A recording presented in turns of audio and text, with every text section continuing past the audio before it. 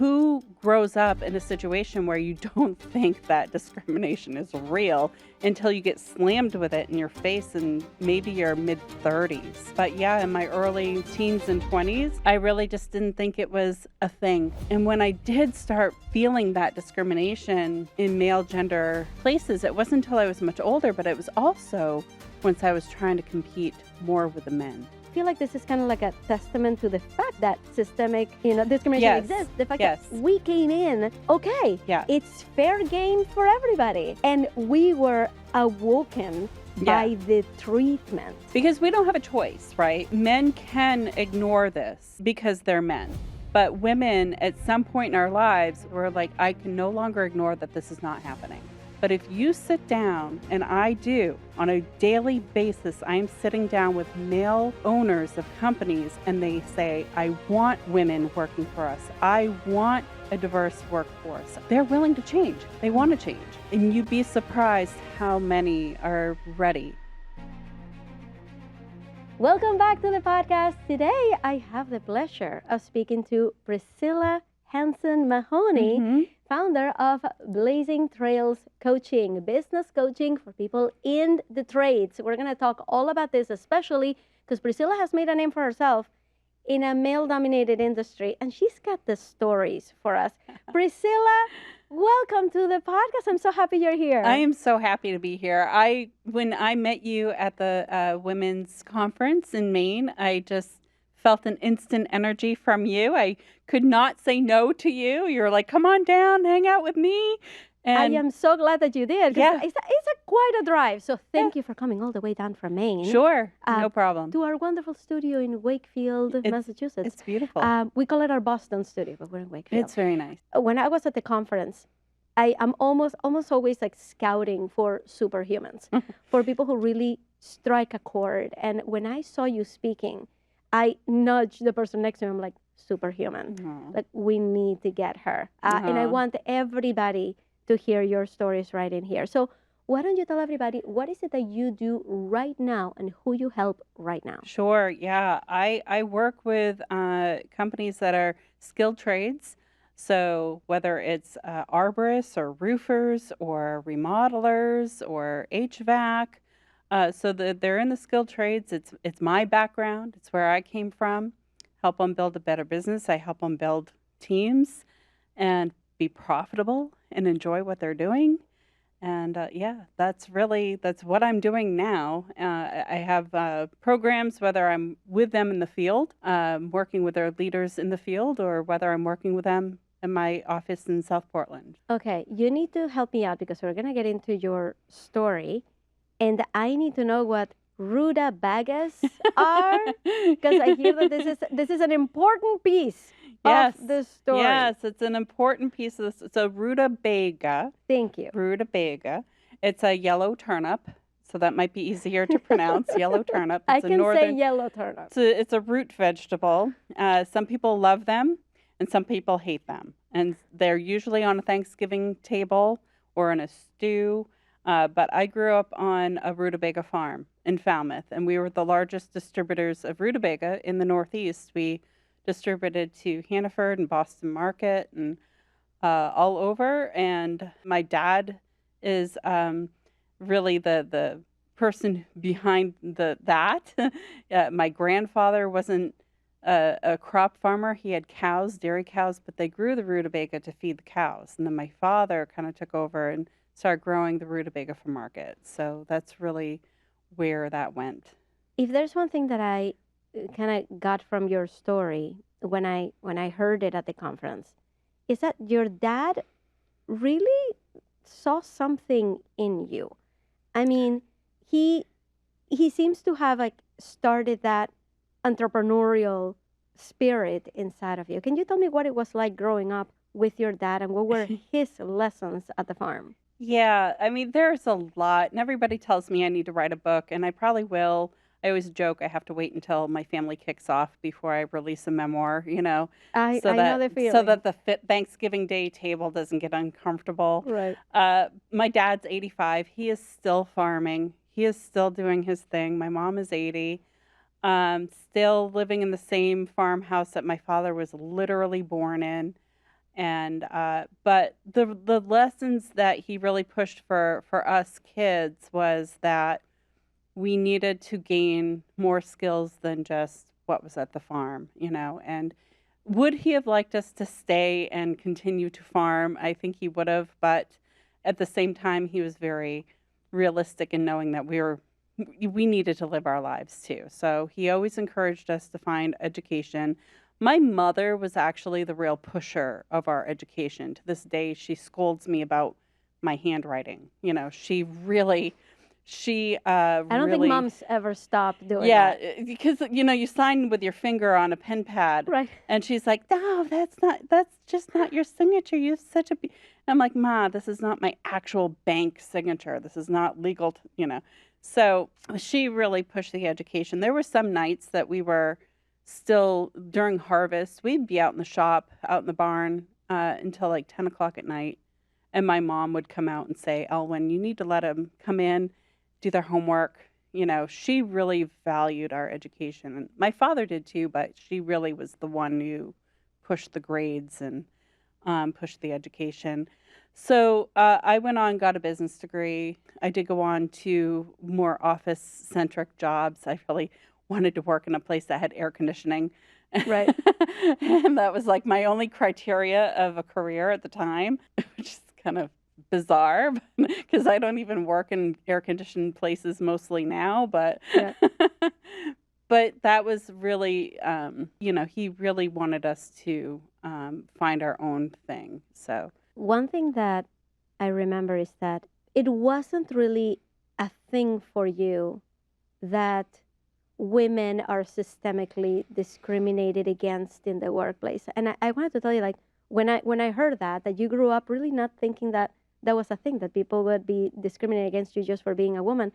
I kind of grew up with the same feeling. I grew up with parents that were very like corporate, and they're like, very meritocracy, right? Like, you do hard work, you do it yeah. well, you get rewarded, and that's it. So I was never looking for discrimination. I felt like if somebody mistreated me or did not give me that position, I'm like, okay, maybe I just didn't deserve it. I'll just try harder next year.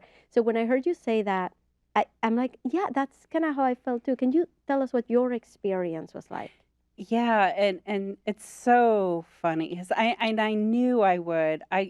The feedback I got from the conference, I think 98% of it was very positive. Much of the feedback that you gave me, and I appreciate.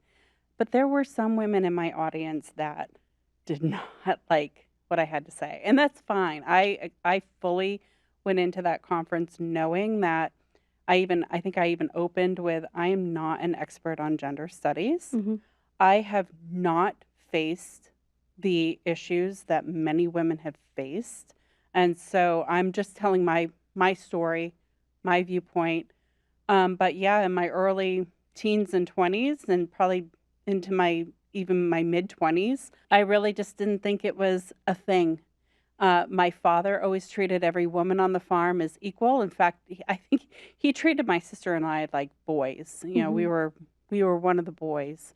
I was one of the guys. I got into a lawn care career, so I was always treated like one of the guys, one of the boys.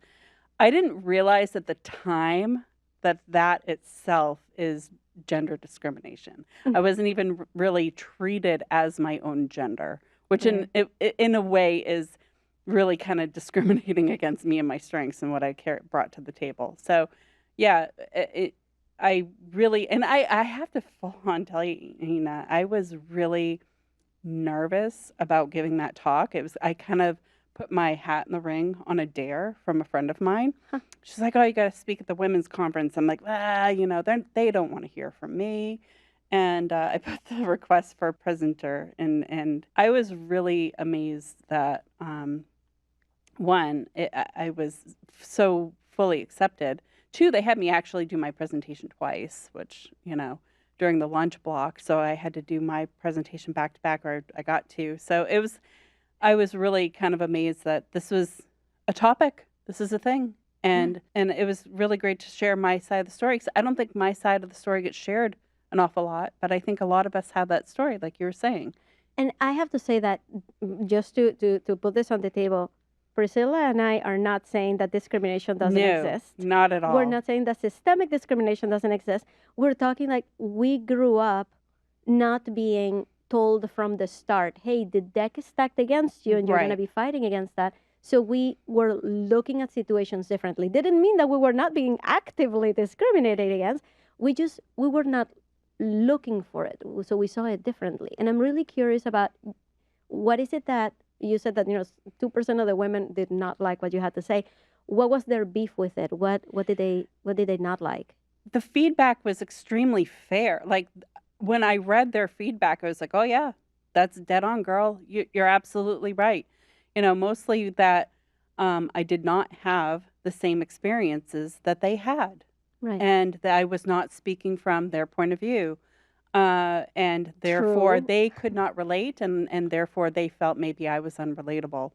I was fully ready for that feedback. I was actually surprised I didn't get it from more of the participants, because who grows up in a situation where you don't think that discrimination is real until you get slammed with it in your face in maybe your mid-30s?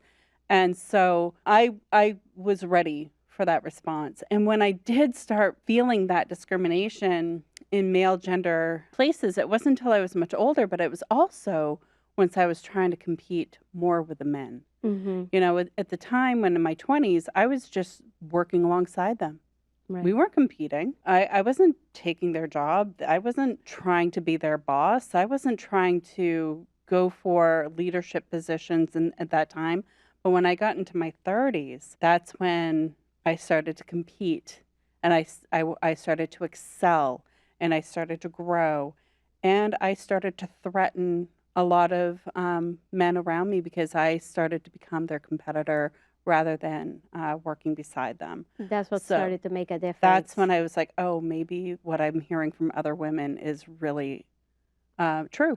Right. And I started to experience it. So again, not saying it's not real, but my upbringing and my version of it was a little bit different going on. So And I just have to say that you're talking here about not being relatable. I'm like, that's why you're here, Yeah. because I related to it so much. yeah, And I to inject, like, when did I realize what was happening is I am an extremely hard worker, type A. I will do the work Yeah. better than anybody else. So when I was getting my feedback reviews every year in corporate, it was never about like, well, you didn't complete that project, you didn't make it on budget, you Yep. didn't. It was never about that. It was, your communication style yeah. is, you need to listen to your audience Soften. more. You need You- to soften. Right? Not everybody likes Yeah. the direct Yeah. approach.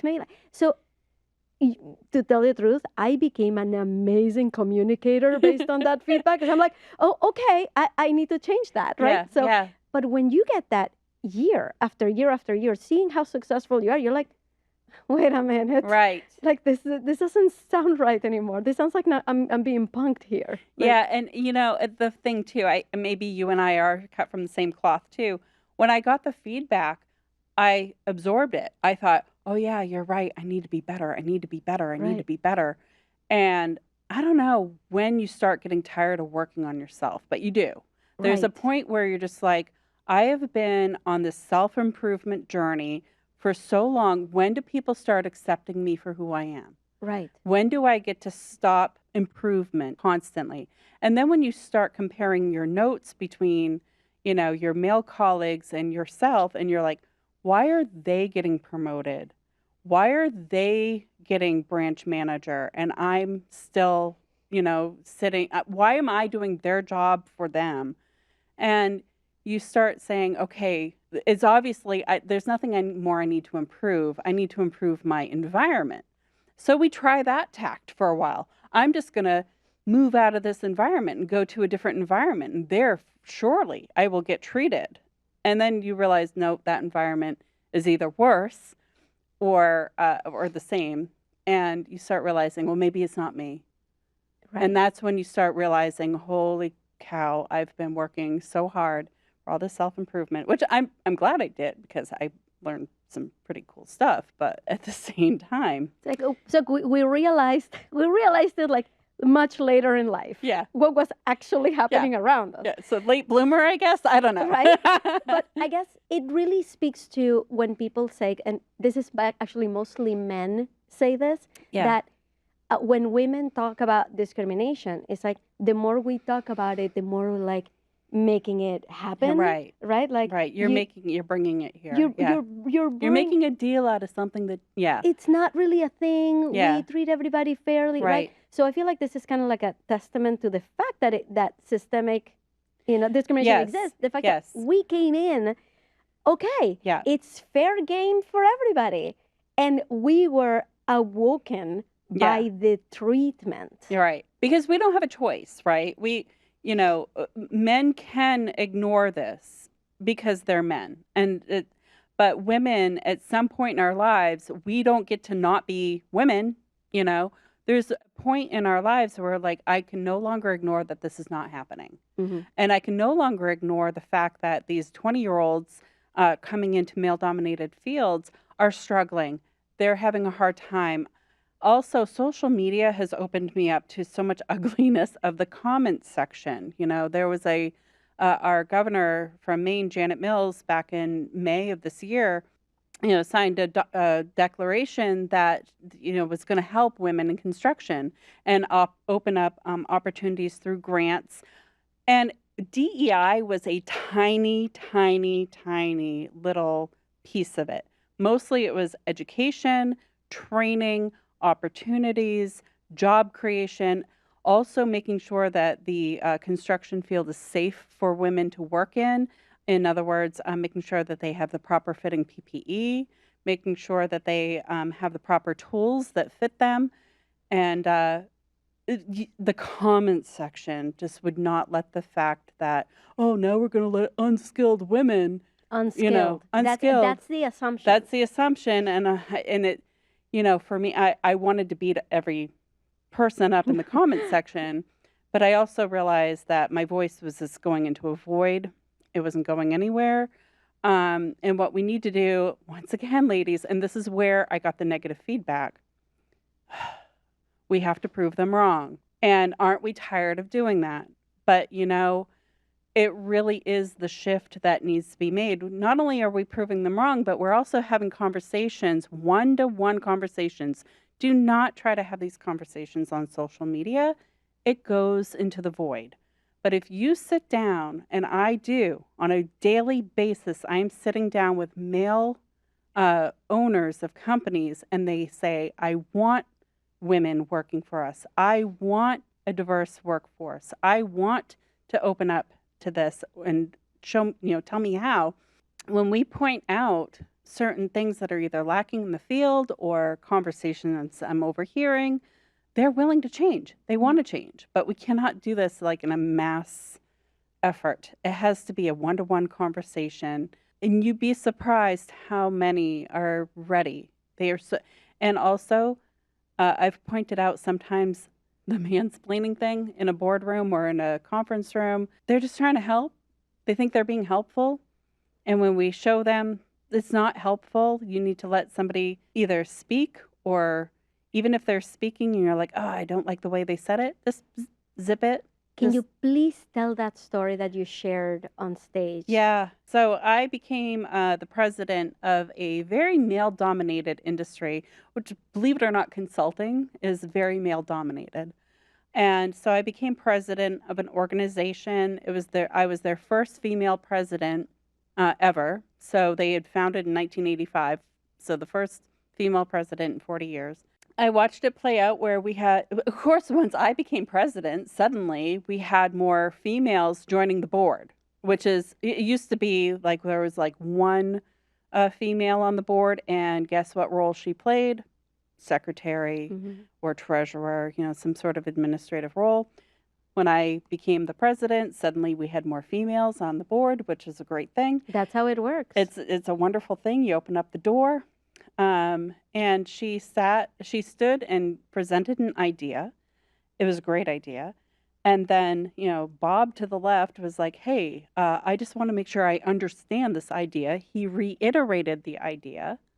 And then, like, Joe over here was like, Bob, that's a great idea. And I'm like dumbfounded because I'm like, did that just happen? That just and I could see, her face just fall like, this is crazy.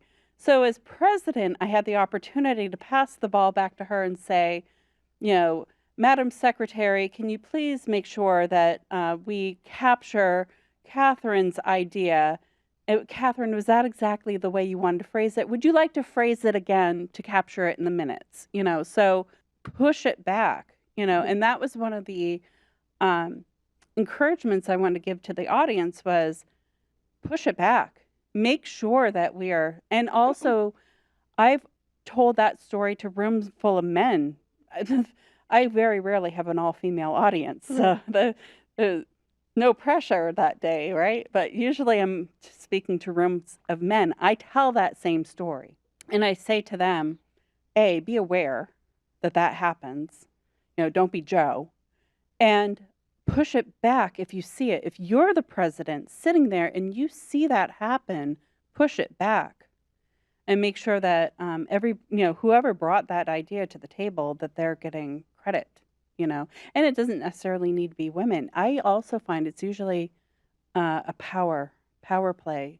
Maybe it's somebody new coming in or somebody not as experienced, and it's so easy to steamroll those people and alienate them from a group. And I walked out of your talk and I was talking to my friend and I told her, I actually was so riled up from it because it started to bring back all of these situations, right? Where I remember, if I can inject one of my little stories of I think watching we all this have happen. them, but Me too, right? them. We Let's all share have them. At the time, I was the leader of a particular part of the organization, and I dealt with users. I was in IT. So I dealt with users, and I created training materials for users. Sure. And turns out that there was one particular piece of instructions that I created that gets sent to every user out there once they join the company. The training leader of the company got those instructions because she's a user, and she sent an email to my boss saying, these are the best written instructions that I have ever seen. Mm-hmm. I just wanted to tell you what a great job your team is doing. This is going. My boss replies to the email, copying me and copying the male contractor that I had who distributes the instructions. And she copied both and said, yep, Bill is doing a great job over here. Good old Bill. And I replied to my boss privately and I said, I'm the one who created the instruction. Like, this is an obvious thing. I am the leader of the team. I'm the one creating all the processes. I'm the one who took 20 form process and turned it into a single one and streamlined the whole operation. My contractor literally, he took the instructions and put them in an envelope and sent them to people. So he knows this. So I'm like, you realize I'm the one who created the instructions, right? And he replies to me saying, yeah, but Bill is doing a good job. Let him have the win. It is that kind of thing that I was like, what? What is, and I'm sure everybody who's listening has a similar story. Absolutely, yeah. Well, like, this just happens. And again, this is Priscilla and me coming in with a clean slate, thinking we are all equal here. Yeah. And then something happens that gives us that realization. Well, and I think too, I think even probably men have stories like that, whether they were new in the field or they came up with an idea. And I have these conversations with my husband all the time. He's like, yeah, that's happened to me before. And he's truly puzzled. What's the big deal? And he's not being a jerk. Honest to God, my husband is the nicest person on this planet. He truly he's just like, why are you ruminating about this? Why are you beating yourself up about it? And it's like, it's not my loss. It's a loss to all the girls and women. And anytime I'm on a stage or a platform, if I don't perform to the highest of my ability, I'm not letting myself down. I'm letting all of them down because somehow, and that's why I named my company Blazing Trails, somehow I'm the trailblazer and I'm kicking open all the doors. And if I don't kick that door open properly, she's not going to be able to get in. So yeah, I kind of do beat myself up more about those opportunities, and I try to sound as intelligent as I can and as well spoken as I can and make sure that I'm presenting myself well as a female in what is deemed male spaces. And while I don't even like calling them male spaces, we have to recognize there are still female spaces and male spaces that they've been there for the beginning of time. And yes, we are breaking down barriers, but there's still a safety. As protective as women get about our sacred spaces, wherever they may be, men have the same sense of safety, and they while we want them to get over their ego and get over it and allow us in, they have to feel like there's not going to be any consequence. They're not going to be held responsible, especially in the construction field where they feel personally responsible for one's safety. That's usually the pushback I get the most often is, I don't want to see her getting hurt. Yeah. Well, we don't want to see anybody getting hurt. Right. But they put this responsibility on their shoulders. So that's really when we come into, well, we need to make sure we have proper fitting PPE, and we have to make sure that the tools are well fitted, and whatever they're putting their bodies into. And also there's slight framed males too that are getting into construction because you don't need to be a lumberjack framed person anymore to do a lot of these jobs, because a lot of them are coming up in technology, and we're utilizing equipment like we've never before. Yeah. So it is opening up these fields, but we still have to have these conversations. It's what you were just saying, that that women don't want to hear this, that we need to prove them wrong. Mm-hmm. What I'm hearing you say is, this is how I'm trying to prove them wrong, by stepping up, by doing a good job, by setting a good example. And yes, that is a lot of pressure to be putting on us, just because we're the one blazing the trail. Because as soon as you give them a bad example, that's what they like. Well, we tried that with women already. And I hate to say it, but it does. Anytime you're on a national stage, we've seen it politically just this past season, where a small mishap or a small blunder gets blown out of proportion, and we all get lumped into one category. Yeah. And is that right? No, that's what we're fighting against. We're fighting against that type of narrative. But in the micro world, where it's our job site, it's really important that we are representing ourselves well, and that we are showing up prepared. And this is any person that I talk to in the field. I don't care if I'm talking to Joey, who's 19, or I'm talking to Sandra, who's 19, and they're just getting into the field. I'm having the same conversations with the same people of, this is your response. Your safety is your responsibility. How you show up is your responsibility. How you conduct yourself here is your responsibility. And it's up to the organization to give you both equal opportunity to be able to be successful. And that's really, at the end of the day, those are the conversations I'm having.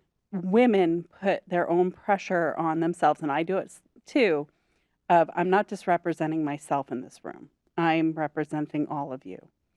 And I want to make sure that if I open a door, it stays open, wide open. I want to make sure that if I'm going to be the first, that you get to be the second. And that's a lot of pressure, And until things really start to change, we get, allies from every front protecting everybody, not just women, but other groups that are in discrimination. Absolutely. We have to be able to speak up and, like you said, just call it out every single time. Yeah. So let me ask you something. There's women who are listening to this who are in male-dominated fields or just have a full-time job, and they're hearing this and like, that seems like a lot of pressure to be putting on us. That seems like a lot of work to do. Like, we all have to be Joan of Arc at work. Is there something that is a little bit lower hanging fruit that we can do if we are in a conference room, if we see something happen? How do we approach this in a way that can be helpful, but also not put so much pressure that we feel like, yeah, we have to be Joan of Arc and put our jobs on the line to defend the cause. What can we do that would make a big difference? And again, you're probably going to have about 97% of your podcast listeners love what I have to say, and you're probably going to get some feedback. But you can put down the sword. We don't have to be as angry. Now, obviously, there's blatant misogyny, there's blatant racism, there's all sorts of blatant things. I'm not saying don't get angry about that. Keep your sword, get angry about that. But when there's like what I saw in the boardroom, did I get angry at Bob and Joe? I kind of laughed a little bit, saying they have no clue, right? I did not get angry. I did not go after them with both my fists, right? I brought them aside later and I said, "Hey, can I share with you an observation I saw?" And they were both really open to hearing it.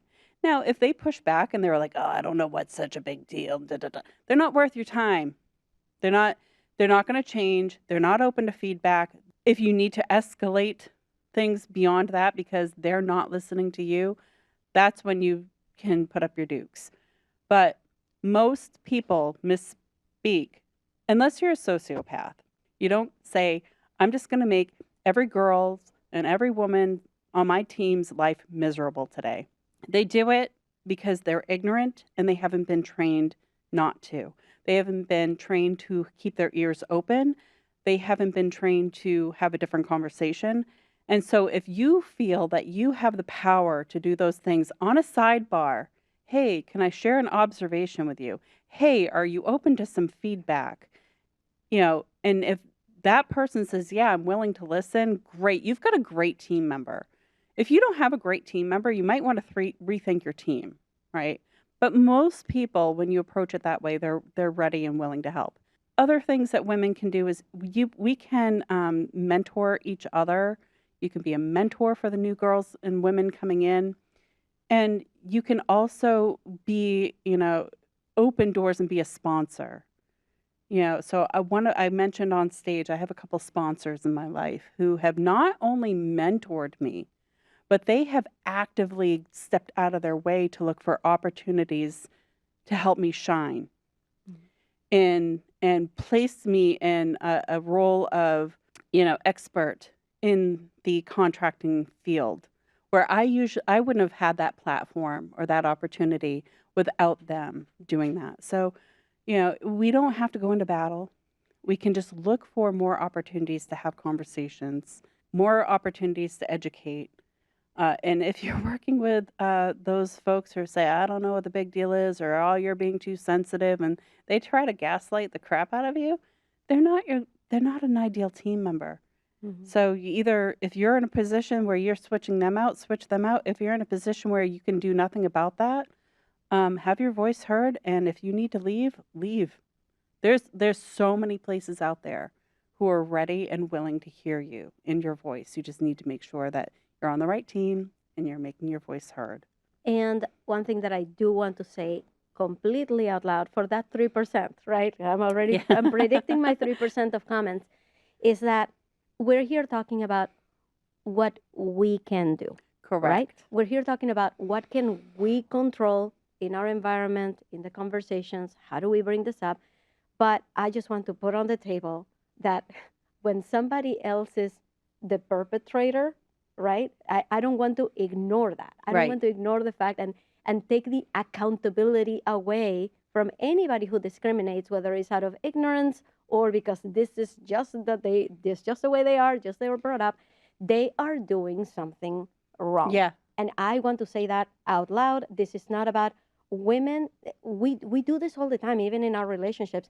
Try to manipulate the emotion of the situation so that we can have a good outcome. Try to fix it ourselves. Yeah. When there is somebody else on the other side who's just completely clueless that they're just not acting in the right, proper way. So I want to say it out loud. Whoever is discriminating, whoever is acting out of ignorance, whoever is putting us in these holes, in these corners, they are not doing the right thing, right? And we are not responsible for their behavior. But Priscilla, you and I are women of action. We are not going to sit here and just be like, well, they should be fixing things. Yeah, they should be, but we're also here to be a good example. We're also here to lead. We're also here to have a good life. So we're here to teach people how to do the same. Right. And I don't want to ignore the fact that I am sitting in a position of privilege, right? So I am coming I if I speak up, I'm likely not going to lose a job. I might lose a client, but I'm likely not to lose my livelihood. I can afford at this moment in my life to speak up. I haven't always had that privilege, especially working in my early 20s. I had one boss who, when looking back now, I'm like, wow, did he ever take advantage of me? And he put me in some really weird and awkward situations. And if I had spoken up to him or against him, I would have been fired. I would have lost my paycheck. So I am fully aware that I'm sitting in a position of privilege. I'm speaking to those right now when I say take action, speak up. I only want you to do so if you can do so safely. I don't want you to create harm for yourself. If you are still in a vulnerable position where if you spoke up, you could potentially lose your living, please reach out to someone beyond you. Find somebody either in your organization. It might even be somebody outside of your organization who's willing to hear your conversation, maybe even coach you through having those conversations. It might just be that you're building up your skill set in order to be able to have those conversations. But I would dare you that if you are able to do so safely, to have these conversations with the people who are coming. Now, again, if somebody is sexist, if they are harassing, that is a completely different escalation. Right. That is completely, now you're doing reporting and you're doing so safely so that you're not getting harmed. You're following protocols in your organization. But if it is somebody who is just saying things either off the cuff or ignoring validating a woman's job or validating her space there or giving her credit, I would say dare to have the conversation. If you heard it, I think it's good to give them an opportunity to change. Yeah. And if they take that opportunity, look at what you've done. Yeah. I mean, and having those brave conversations. It also might be worthwhile if you are an organization and you're not having brave conversations with each other, that perhaps you go to your leadership and say, what would it take to start having brave conversations here so that we feel more included, so that we feel that we're part of the team, so that we feel like we're having the same opportunities? And maybe you'd be the catalyst for starting a committee or starting some team conversations. I've had people within organizations go to their leadership and say, we're too nice to each other. We pretend we don't have problems here, but we have problems here. And how can we start talking about our problems without throwing daggers at each other? Yeah. And that's when they bring in a third party to kind of orchestrate and facilitate those conversations in a safe place and have everybody's voice heard. I would just dare to communicate when you can. And I actually love what you just said. It reminded me of a time when I was on a phone call with, and I was in my 20s, like literally, 24, 25 years old. And I was on a phone call with somebody, a male who was much older than me. And he really ripped me a new one on the phone that when I hung up, and it wasn't like a conference call, not just him and me. And I hung up and I just started crying and I didn't know what to do. I tried calling my team leader, but he wasn't available. And somehow I reached out to this other person. He was not in my team. He was a leader in a different type of team. I don't know how I ended up in conversation with him. And it was like over chat. I'm like, I'm not doing okay. He's like, call me. I called him. I told him what happened. And I'm still to this day so grateful for him because he told me, listen, bullies, they will stand down if you stand up. So you need to call this person back. And I'm like, what are you talking about? Yeah. It's like, you need to call this person back and tell them that treating you that way was not acceptable. And I'm going to tell you, as a little foreign girl with an accent, that felt like nobody in this company, to have to go to a much more seasoned Mm-hmm. person and tell them what you did was not right was the most frightening thing that I ever had to do. But that mentor, because that's what he was in that moment, gave me permission to do that. Yeah. And I'm like, if this goes awry, then I have him to fall back on. Yeah. That gave me courage. And I called this person up and I said, I just want to tell you that the way that you spoke to me was not appropriate. Mm-hmm. You were totally berating me in front of the whole team. If you had a problem with how I was doing something, I wish you had just come to me, like particularly, and we could have talked about it because Yeah. I'm just here to do my job right. And I can hear him on the phone. He goes silent. He takes a breath and he says, I am sorry Good. that I did that. I just wanted you to understand I was frustrated because of A, B, and C. And I'm like, okay, man. Yeah. That's fine. We can work with that. Let me work Yeah. on A, B, and C. Yeah. And that's one of the best lessons. What a that I great learned. ally that you had in that that male manager too, because he didn't. I grew up, in an industry where if somebody made me cry on the phone, the male boss would grab the phone from me and start slamming the other guy, right? And did that empower me? No, that just made me the little lady who's crying on the phone, right? Right. You made one of my CSRs cry or whatever. What a great opportunity he gave you to give you the tools and the resources that you needed to be able to handle the situation yourself. He put the power back in your hands. So men, I'm going to talk to your male audience because I'm sure you have one. There's got to be men out There's there. got to be some guys out there. There will be when I share the episode for sure. Mm-hmm. Guys, empower the women on your team. Give them the tools and resources to handle situations by themselves because they are more than capable. They are more than capable to standing up to bullies, to standing up to the tough clients, to explaining the situation. I've worked in male-dominated industry where they will call, the customers will call and say they want to talk to the boss. I'm the boss. Right. Well, I want to talk to the person who knows what they're doing. Sir, I am the only person in this branch with a master pesticide license. I know more about your turf grass than anybody else. Talk to me. Lay it on me.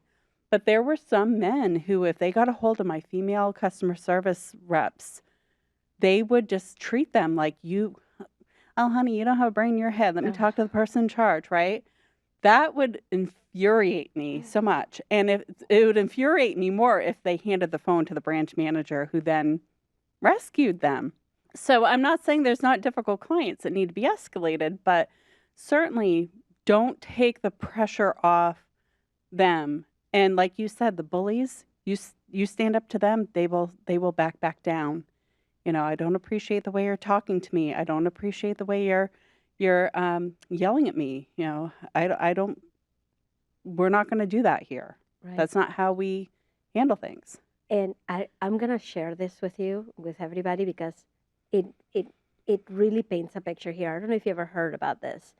There was this guy who worked in IT and this girl, they had the same job, right? All their job was to respond to messages from clients, from customers. Oh, I've heard that Did you hear this story. one? Yeah, repeat it for everyone. So it's a guy and a girl, and the only way that you know who you're talking to is because of their signature, right? Because it's the same mailbox. Yeah. So at one time, he sent an email using her signature, just like by mistake. Yeah. It just kind of was a slip. And the treatment that he got back was really not what he was expecting, not what he was used to. So they decided to do an experiment. I think it was like for a whole week, you use my signature and I use your signature. Yeah. So they swap roles, right? And the woman reported that by the end of the week, she had the most productive week ever. Made more sales. Any email that she sent out was greeted with politeness and with next steps and with how do we do this? Yep. And she's like, people are believing me when I tell them the process. And the man came back reporting this was the hardest week of his life because the vitriol that's coming back at him, the not believing what he was saying, the not believing that he had any authority or knowledge was appalling. And that just right there just tells you what you need to know about and that. this. I will say that does make women's jobs so much harder. Is the fight that we're in. So, clients out there, when you call a company, don't do that. Don't do that. Also, I'm going to tell you right now, having worked in male dominated industry for a long time, my entire life, I will tell you if you get a female CSR on the phone, guaranteed she knows more than most dudes in the building. No offense, dudes, but she does. She Yeah. does. Take her word for it. She knows what she's talking about. So please, if you're calling into companies and you have someone, first of all, we're going to try our damnedest to make it right for you. We're going to go above and beyond. We're going to make sure that you get the right answers. We're going to find creative solutions to your situation. We have a lot of training of the men to do, right? Yeah. And again, I don't mean that as an insult to anybody. It's just we have been conditioned. Men have been conditioned, women have been conditioned, and the more we're aware of the conditioning, and the more that we're aware that we need to come together from that and just acknowledge, one, we've been conditioned. We've been conditioned to answer a certain way, to do a certain thing, to provide a certain job. It's why there's more women in the teaching and nursing industries.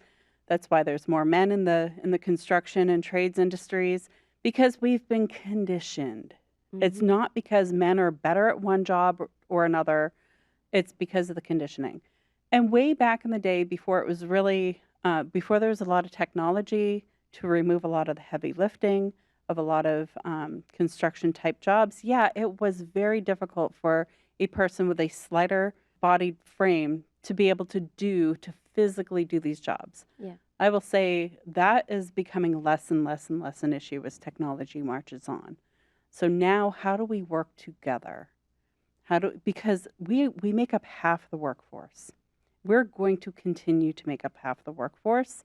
So how do we continue into a new age where women and men can work side by side, respect each other, do wonderful work, build beautiful things, and at the end of the day, don't feel like it's a competition. Yeah. And that was really the privilege I had in my early 20s is I didn't feel like it was a competition until it was.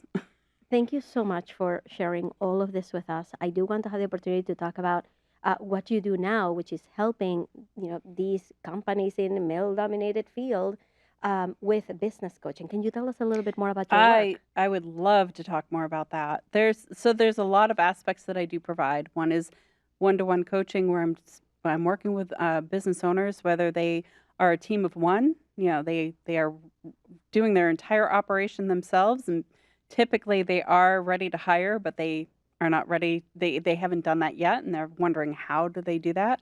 There's a process for that. I help a lot with process management, systems management, creating an organizational design for your business.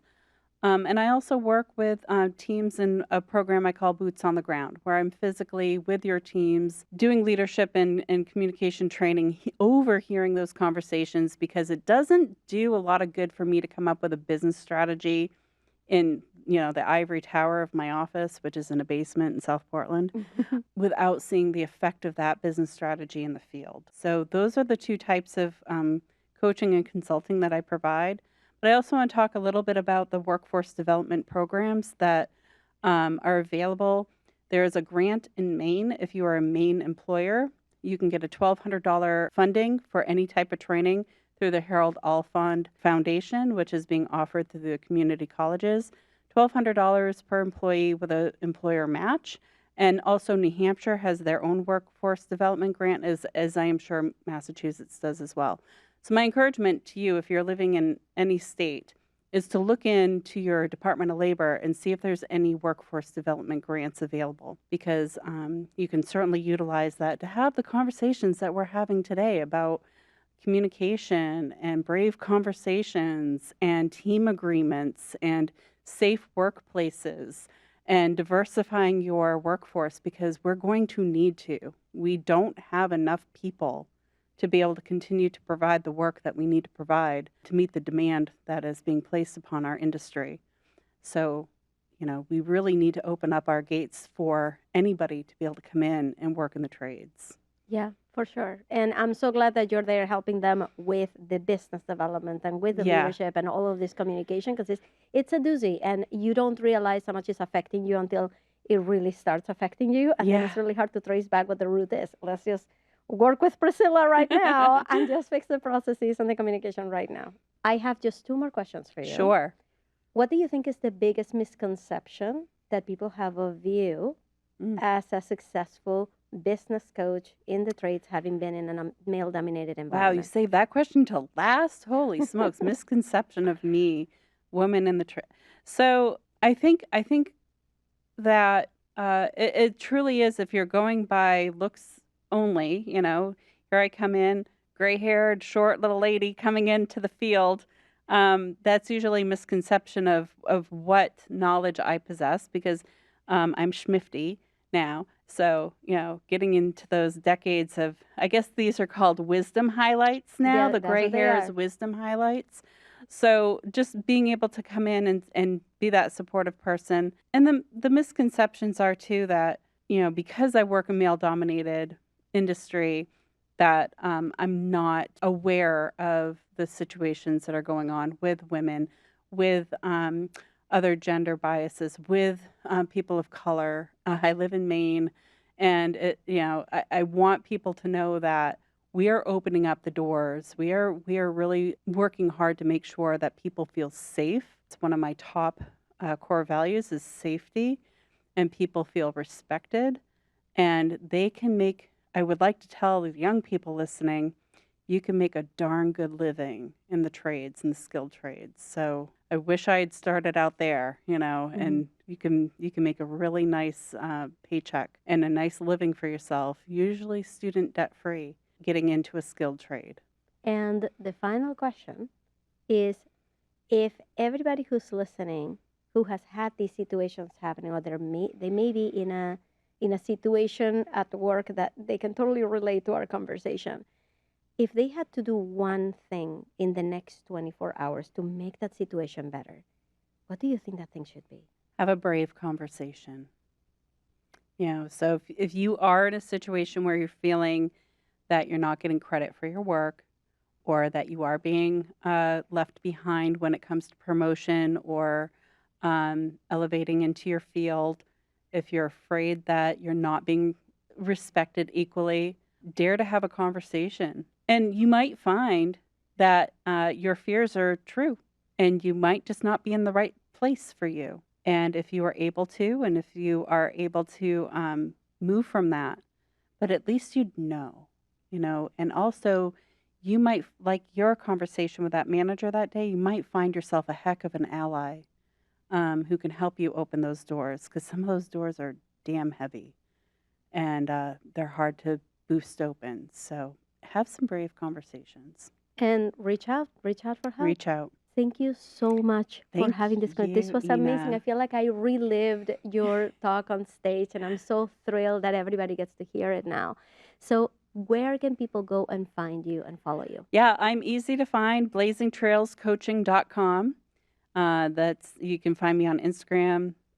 I will have to say I need you, Ina, because I am probably one of the worst social media posters, but you can find me on my website. Send me a note. I'd love to hear from you, good or bad or indifferent. If you hated my talk, that's cool. I love you. Whether you were in the 97% or the 3%, we love you anyway. I love you, and I totally understand where you're coming from. And I understand. I would understand why you would hate me or not like my message. I completely understand. And I also would never want to take away the experience that you had or invalidate that by overlooking that. I want to make sure anybody out there who is part of that 3% understands that, yeah, I get it. I've come from a place of privilege. I've come from a place of ignorance at times, and I'm learning my way too. Yeah. But I do want you to know that there's allies out there. There's people to have conversations with. I love it. Thank you so much, Priscilla. Thank you, Ina. You are amazing. I am so glad that you came all the way down from Maine. Thank you. Thank you. Thank you. Well, thank you for having me. It's been my pleasure. Thank you guys so much for listening to this episode of the Superhumans podcast. So make sure to follow and subscribe wherever you are so that you don't miss another super episode.